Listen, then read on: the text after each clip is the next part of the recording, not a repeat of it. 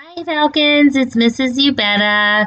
I'm back with the Percy Jackson the Lightning Thief. I hope you enjoyed chapters 3, 4, and 5 with Mrs. Jackson, Miss West, and Miss Morgan. I'm excited to bring you chapter 6 today. I become Supreme Lord of the Bathroom. Now, I will tell you that I have to look up the pronunciation of some of the names. So if I do mispronounce some of them, forgive me. I'm trying. So, here we go. Chapter 6. I become Supreme Lord of the Bathroom. Once I got over the fact that my Latin teacher was a horse, we had a nice tour, though I was careful not to walk behind him. I'd done Pooper Scooper Patrol in the Macy's Thanksgiving Day Parade a few times, and I'm sorry I did not trust Chiron's back end the way I trusted his front. We passed the volleyball pit. Several of the campers nudged each other. One pointed to the minotaur horn I was carrying. Another said, "That's him?" Most of the campers were older than me. Their satire friends were bigger than Grover, all of them trotting around in orange Camp Half-Blood t-shirts with nothing else to cover their bare, shaggy hindquarters. I wasn't normally shy, but the way they stared at me made me uncomfortable. I felt like they were expecting me to do a flip or something. I looked back at the farmhouse. It was a lot bigger than I'd realized, 4 stories tall, sky blue with white trim, like an upscale seaside resort. I was checking out the brass eagle weather vane on top when something caught my eye, a shadow in the uppermost window of the attic gable. Something had moved the curtain just for a second, and I got the distinct impression I was watched. "What's up there?" I asked Chiron. He looked where I was pointing, and his smile faded. "Just the attic. Somebody lives there." "No," he said with finality, "not a single living thing." I got the feeling he was being truthful, but I was also sure something had moved that curtain. "Come along, Percy," Chiron said, his light-hearted tone now a little forced. "Lots to see." We walked to the strawberry fields where campers were picking bushels of berries while a satyr played a tune on a reed pipe. Chiron told me the camp grew a nice crop for export to New York restaurants and Mount Olympus. "It pays our expenses," he explained, "and the strawberries take almost no effort." He said Mr. D had this effect on fruit-bearing plants. This just went crazy. They just went crazy when he was around. It worked best with wine grapes, but Mr. D was restricted from growing those, so they grew strawberries instead. I watched the satyr playing his pipe. His music was causing lines of bugs to leave the strawberry patch in every direction, like refugees fleeing a fire. I wondered if Grover could work that kind of magic with his music. I wondered if he was still inside the farmhouse, getting chewed out by Mr. D. "Grover won't get in too much trouble, will he?" I asked Chiron. "I mean, he was a good protector, really." Chiron sighed. He shed his tweed jacket and draped it over his horse's back like a saddle. Grover has big dreams, Percy, perhaps bigger than are reasonable. To reach his goal, he must first demonstrate great courage by succeeding as a keeper, finding a new camper and bringing him safely to Half-Blood Hill. "I might agree with you," Chiron said, Percy says, "but he did that." "I might agree with you," Chiron said, "but it is not my place to judge. Dionysus and the Council of Cloven Elders must decide. I'm afraid they might not see this assignment as a success. After all, Grover lost you in New York. Then there's the unfortunate fate of your mother, and the fact that Grover was unconscious when you dragged him over the property line. The council might question whether this shows any courage on Grover's part." I wanted to protest. None of what happened was Grover's fault. I also felt really, really guilty. If I hadn't given Grover the slip at the bus station, he might not have gotten in trouble. "He'll get a second chance, won't he?" Chiron winced. "I'm afraid that was Grover's second chance, Percy. The council was not anxious to give him another, either, after what happened the first time, 5 years ago. Olympus knows. I'd advised him to wait longer before trying again. He's still so small for his age." "How old is he?" "Oh, 28. What? And he's in 6th grade? Satyrs mature half as fast as humans, Percy. Grover has been the equivalent of a middle school student for the past 6 years. That's horrible. Quite, Chiron agreed. At any rate, Grover is a late bloomer, even by satire standards, and not yet very accomplished at woodland magic. Alas, he was anxious to pursue his dream. Perhaps now he will find some other career. That's not fair, I said. What happened the first time? Was it really so bad? Chiron looked away quickly. Let's move along, shall we? But I wasn't quite ready to let the subject drop. Something had occurred to me when Chiron talked about my mother's fate, as if he were intentionally avoiding the word death. The beginnings of an idea, a tiny, hopeful fire, started forming in my mind. Chiron, I said, if the gods of Olympus and all that are real, yes, child, does that mean the underworld is real, too? Chiron's expression darkened. Yes, child. He paused, as if choosing his words carefully.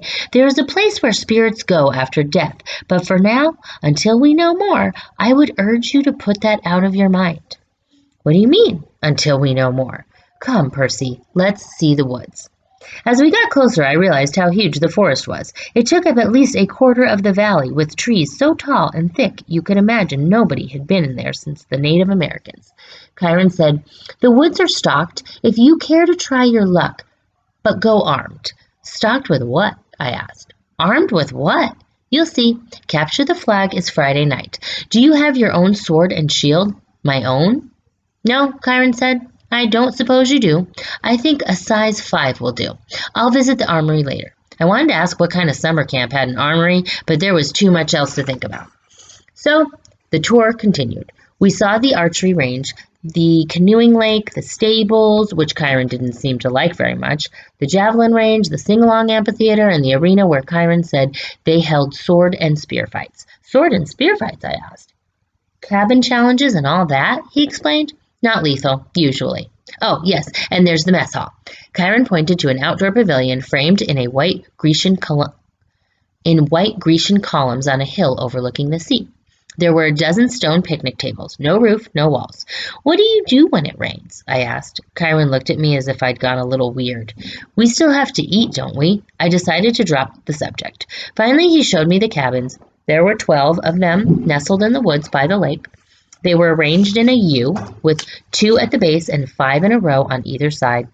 And they were without doubt the most bizarre collection of buildings I'd ever seen, except for the fact that each had a large brass number above the door.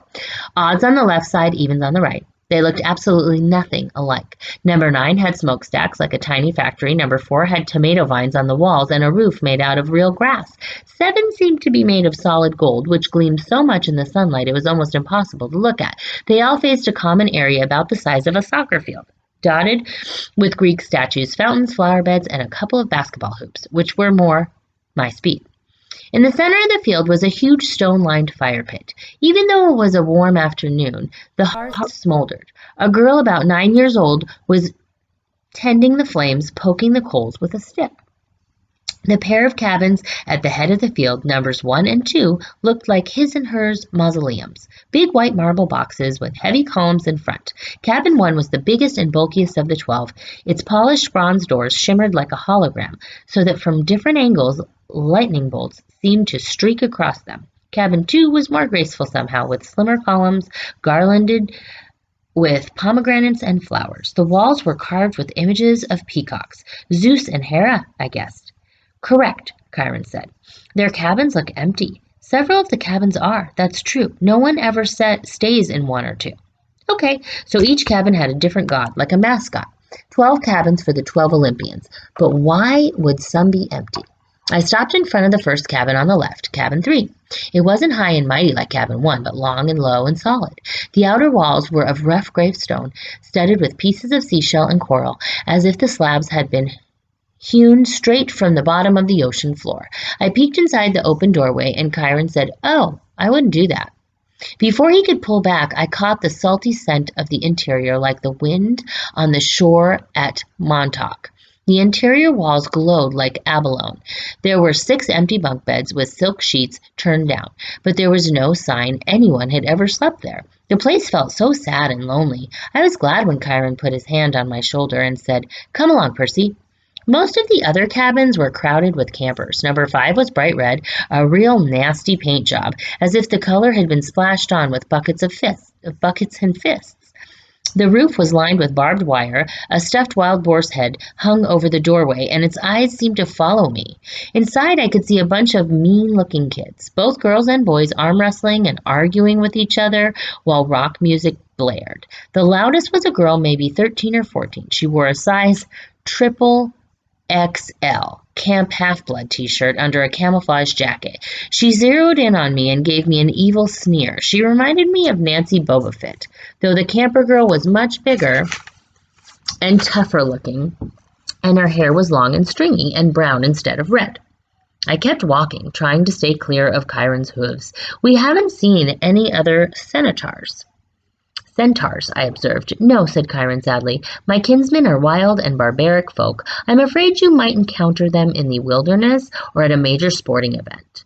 But you won't see any here. You said your name was Chiron. Are you really? He smiled down at me. The Chiron from the stories? Trainer of Hercules and all that? Yes, Percy, I am. But shouldn't you be dead? Chiron paused as if the question intrigued him. I honestly don't know about should be. The truth is I can't be dead. You see, eons ago the gods granted me a wish.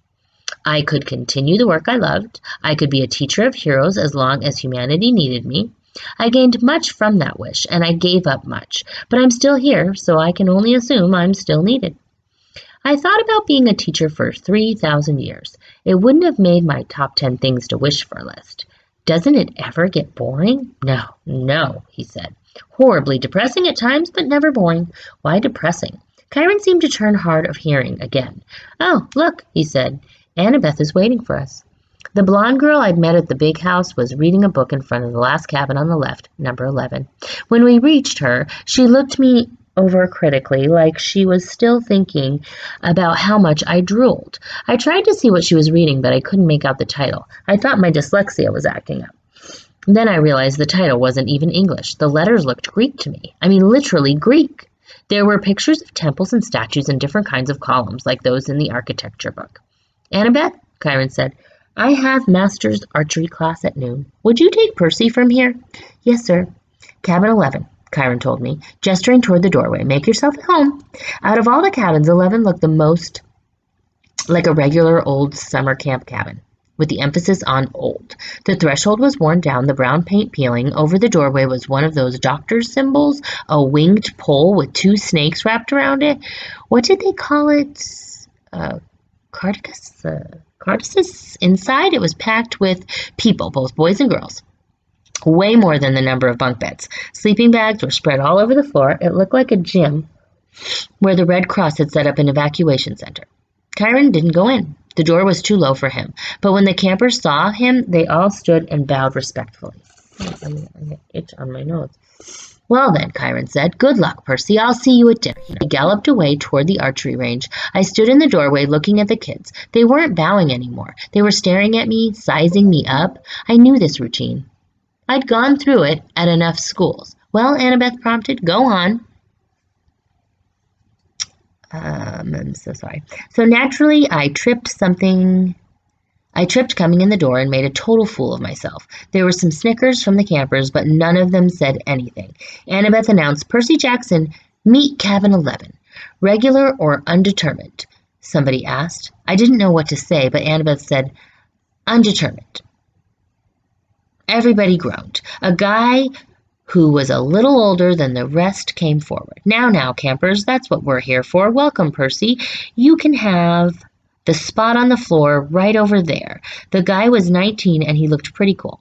He was tall and muscular with short cropped sandy hair and a friendly smile. He wore an orange tank top, cut off sandals, and a leather necklace with 5 different colored clay beads. The only thing unsettling about his appearance was a thick white scar that ran from just beneath his right eye to his jaw like an old knife slash.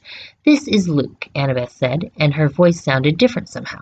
I glanced over and could have sworn she was blushing. She saw me looking, and her expression hardened again. He's your counselor for now. For now? I asked. You're undetermined. Luke explained patiently. They don't know what cabin to put you in, so you're here. Cabin 11 takes all newcomers, all visitors. Naturally, we would. Hermes, our patron, is the god of travelers. I looked at the tiny section of floor they'd given me. I had nothing to put there to mark it as my own. No luggage, no clothes, no sleeping bag, just the Minotaur's horn. I thought about setting that down, but then I remembered that Hermes was also the god of thieves. I looked around at the campers' faces, some sullen and suspicious, some grinning stupidly, some eyeing me as if they were waiting for a chance to pick my pockets. How long will I be here? I asked. Good question, Luke said. Until you're determined. How long will that take? The campers all laughed. Come on, Annabeth told me. I'll show you the volleyball court. I've already seen it. Come on. She grabbed my wrist and dragged me outside. I could hear the kids of Cabin 11 laughing behind me. When we were a few feet away, Annabeth said, Jackson, you have to do better than that. What? She rolled her eyes and mumbled under her breath. I can't believe I thought you were the one. What's your problem? I was getting angry now. All I know is I kill some bull guy. Don't talk like that, Annabeth told me. You know how many kids at this camp wish they'd had your chance to get killed? To fight the Minotaur. What do you think we trained for? I shook my head. Look, if the thing I fought really was the Minotaur, the same one in the stories, yes, then there's only one, yes? And he died like a gajillion years ago, right? Theseus killed him in the labyrinth. So monsters don't die, Percy. They can be killed, but they don't die. Oh, thanks. That clears it up. They don't have souls like you and me. You can dispel them for a while, maybe even for a whole lifetime if you're lucky, but they are primal forces. Chiron calls them archetypes. Eventually they reform. I thought about Mrs. Dodds. You mean if I killed one accidentally with a sword? The fur. I mean your math teacher. That's right. She's still out there. You just made her very, very mad. How did you know about Mrs. Dodds? You talk in your sleep. You almost called her something. A furry? They're Hades tortures, right? Annabeth glanced nervously at the ground as if she expected it to open up and swallow her. You shouldn't call them by that name. Even here. We call them the kindly ones, if we have to speak of them at all. Look, is there anything we can say without it thundering? I sounded whiny even to myself, but right then I didn't care. Why do I have to stay in cabin 11 anyway? Why is everybody so crowded together? There are plenty of empty bunks right over there. I pointed to the first few cabins and Annabeth turned pale. You don't just choose a cabin, Percy. It depends on who your parents are, or your parent. She stared at me, waiting for me to get it. My mom is Sally Jackson, I said. She works at the candy store in General and Grand Central Station. At least she used to. I'm sorry about your mom, Percy, but that's not what I mean. I'm talking about your other parent, your dad. He's dead. I never knew him. Annabeth sighed. Clearly, she had this conversation before with other kids. Your father's not dead, Percy. How can you say that? You know him? No, of course not. Then how can you say? Because I know. You wouldn't be here if you weren't one of us. You don't know anything about me. No? She raised an eyebrow. I bet you move around from school to school. I bet you were kicked out of a lot of them. How? Diagnosed with dyslexia? Probably ADHD too? I tried to swallow my embarrassment. What does that have to do with anything? Taken together, it's almost a sure sign. The letters float off the page when you read, right? That's because your mind is hardwired for ancient Greek. And the ADHD, you're impulsive. Can't sit still in the classroom? That's your battlefield reflexes. In a real fight, they'd keep you alive. As for the attention problems, that's because you see too much, Percy. Not too little. Your senses are better than regular mortals. Of course, the teachers want you medicated. Most of them are monsters. They don't want you seeing them for what they are. You sound like you went through the same thing. Most of the kids here did. If you weren't like us, you couldn't have survived the Minotaur, much less the ambrosia and nectar. Ambrosia and nectar? The food and drink we were giving you to make you better. That stuff would have killed a normal kid. It would have turned your blood to fire and your bones to sand, and you'd be dead. Face it, you're a half-blood. A half-blood? I was reeling, so many questions I didn't know where to start. Then a husky voice yelled, Well, a newbie. I looked over. The big girl from the ugly red cabin was sauntering toward us. She had 3 other girls behind her, all big and ugly and mean-looking like her, all wearing camo jackets. Clarice, Annabeth sighed, why don't you go polish your spear or something? Sure, Miss Princess, the big girl said, so I can run you through with it Friday night. A Caracas, Annabeth said, which I somehow understood was Greek for go to the crows, though I had a feeling it was worse It was a worse curse than sounded. You don't stand a chance. We'll pulverize you, Clarice said, but her eye twitched. Perhaps she wasn't sure she could follow through on the threat. She turned toward me. Who's this little runt? Percy Jackson, Annabeth said. Meet Clarice, daughter of Ares. I blinked. Like the War of God? Clarice sneered. You got a problem with that? No, I said, recovering my wits. It explains the bad smell, Clarice growled. We got an initiation ceremony for newbies, Percy. Whatever. Come on, I'll show you. Clarice, Annabeth tried to say. Stay out of it, wise girl. Annabeth looked pained, but she did stay out of it, and I didn't really want her help. I was the new kid. I had to earn my own rep. I handed Annabeth my Minotaur horn and got ready to fight, but before I knew it, Clarice had me by the neck and was dragging me toward a cinder block building that I knew immediately was the bathroom. I was kicking and punching. I'd been in plenty of fights before, but this big girl, Clarice, had hands like iron. She dragged me into the girls' bathroom. There was a line of toilets on one side and a line of shower stalls down the other. It smelled just like any public bathroom, and I was thinking as much as I could think with Clarice ripping my hair out, that if this place belonged to the gods, they should have been able to afford classier Johns. Clarice's friends were all laughing, and I was trying to find the strength I'd use to fight the Minotaur, but it just wasn't there. Like, he's big 3 material, Clarice said as she pushed me toward one of the toilets. Yeah, right. Minotaur probably fell over laughing. He was so stupid looking. Her friend snickered. Annabeth stood in the corner watching through her fingers. Clarice bent me over on my knees and started pushing my head toward the toilet bowl. It reeked like rusted pipes and, well, like what goes into toilets. I strained to keep my head up. I was looking at the scummy water, thinking, I will not go into that. I won't. Then something happened. I felt a tug in the pit of my stomach. I heard the plumbing rumble, the pipes shudder. Clarice's grip on my hair loosened. Water shot out of the toilet, making an arc straight over my head, and the next thing I knew, I was sprawled on the bathroom tiles with Clarice screaming behind me. I turned just as water blasted out of the toilet again, hitting Clarice straight in the face so hard it pushed her down onto her butt.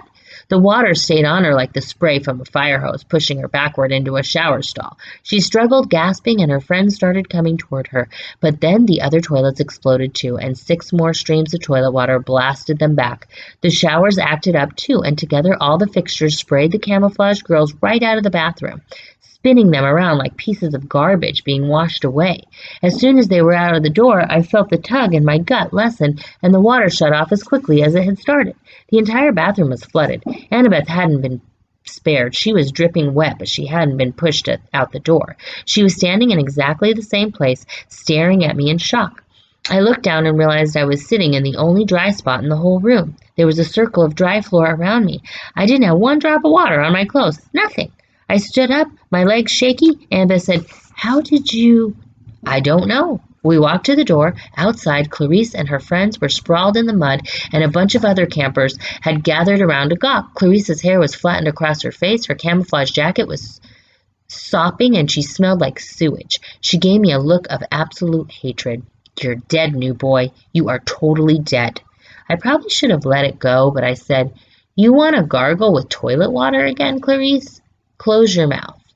Her friends had to hold her back. They dragged her toward cabin 5 while the other campers made way to avoid her flailing feet. Annabeth stared at me. I couldn't tell whether she was just grossed out or angry at me for dousing her. What? I demanded. What are you thinking? I'm thinking, she said, that I want you on my team for Capture the Flag. That is the end of chapter 6, and I will be back, I believe, for chapter 10. So I hope you guys are well. I miss all of you. I wish we were together in the classroom, hanging out and having our fun discussions. But until chapter 10, I'll see you guys later. Have a good night.